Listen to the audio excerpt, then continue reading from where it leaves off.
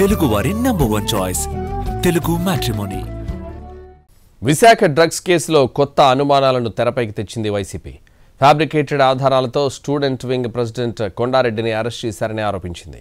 CCTV footage, remand రిపోర్ట్ను ఆధారంగా చూపిస్తూ ఇదంతా పక్కా టార్గెట్గా జరిగిందనే వాదనను బలంగా వినిపిస్తోంది ప్రతిపక్షం. విశాఖలో డ్రగ్స్ వ్యవహారం రాజకీయ రంగు పులుముకుంది. వైసీపీపై హోంమంత్రితో పాటు టీడీపీ నేతలు తీవ్ర ఆరోపణలు చేశారు. దీంతో వైసీపీ కౌంటర్ అటాక్ ప్రారంభించింది. మాదక ద్రవ్యాల అక్రమ రవాణా ఆరోపణలు ఎదుర్కొంటున్న స్టూడెంట్ యూనియన్ లీడర్ కొండారెడ్డి అరెస్టుపై అనుమానాలు వ్యక్తం చేసింది.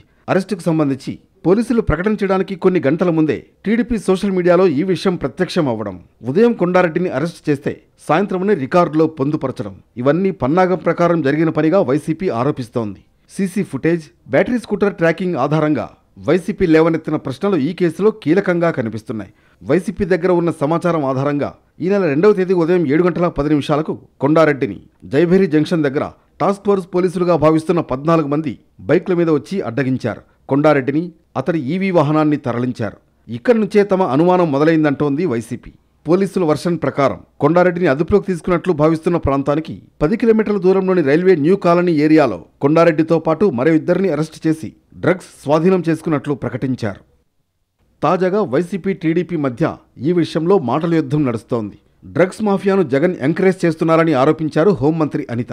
డ్రగ్స్ కేసులో అరెస్ట్ అయిన వైసీపీ విద్యార్థి విభాగం అధ్యక్షుడు కొండారెడ్డిపై చర్యలు ఎందుకు తీసుకోలేదంటూ వైసీపీని నిలదీశారు. ఈ విద్యార్థి విభాగం నాయకుడు కొండారెడ్డి వైజాగ్లో ఏయూలో ఎంబీఏ చేస్తూ ఈ డ్రగ్స్ని దాందాగా చేస్తూ మొన్న ఈగల్కి టాస్క్ ఫోర్స్ డిపార్ట్మెంట్కి పట్టుబడిన సంగతి జగన్మోహన్ రెడ్డికి తెలీదా?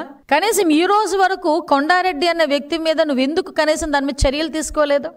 ఎందుకు నా పార్టీకి అతనికి సంబంధం లేదని కానీ, పార్టీ నుంచి తొలగిస్తున్నానని కానీ, పార్టీ నుంచి సస్పెండ్ చేస్తున్నానని కానీ ఒక్క మాట కూడా ఈరోజు వైఎస్ఆర్సీపీ నాయకుల దగ్గర నుంచి కానీ, వైఎస్ఆర్సీపీ నాయకుడి దగ్గర నుంచి కానీ రాలేదు అంటే దాన్ని మనం ఏ విధంగా తీసుకోవాలి? అంటే డ్రగ్స్ని ఇండైరెక్ట్గా, డైరెక్ట్గా సపోర్ట్ చేస్తున్నాడు జగన్మోహన్ రెడ్డి అన్న విషయం ఈరోజు మేము ఆలోచించుకోవాలా? అయితే ఇదంతా రాజకీయ కుట్రలో భాగంగా ప్రభుత్వం ఒత్తిడి తెచ్చి కొండారెడ్డిని కేసులో ఇరికించినట్లు భావిస్తున్నామని అనుమానం వ్యక్తం చేశారు మాజీ మంత్రి అమర్నాథ్. ఒకవేళ డ్రగ్స్ కేసులో అరెస్ట్ నిజమే అయితే సాయంత్రం 4 నుంచి 6 మధ్య పట్టుబడినట్లు పోలీసు రికార్డులు చెబుతుంటే మధ్యాహ్నం 11 గంటల నుంచే టీడీపీ సోషల్ మీడియా ఈ విషయాన్ని ఎలా ప్రచారంలోకి తెచ్చిందో హోంమంత్రి, పోలీసులు సమాధానం చెప్పాలని డిమాండ్ చేస్తోంది వైసీపీ.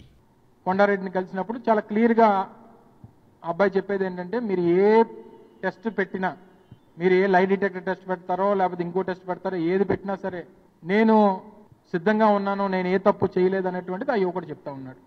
2వ తారీఖు సాయంత్రం 4:30 నుంచి 6 గంటల లోపు వీళ్ళు పట్టుబడితే ఉదయం 11 గంటలకి తెలుగుదేశం పార్టీ అఫీషియల్ హ్యాండిల్ ఎలా పెట్టారండి? ఇది ప్రభుత్వ వైఫల్యాలను కప్పిపుచ్చుకునే ప్రయత్నంలో భాగమే కొండారెడ్డి అరెస్ట్ అని వైసీపీ తన దగ్గర ఉన్న ఆధారాలతో సహా ఆరోపించింది. దీనిపై పోలీసులు స్పందిస్తారా లేదా అన్నది ఆసక్తికరంగా మారింది.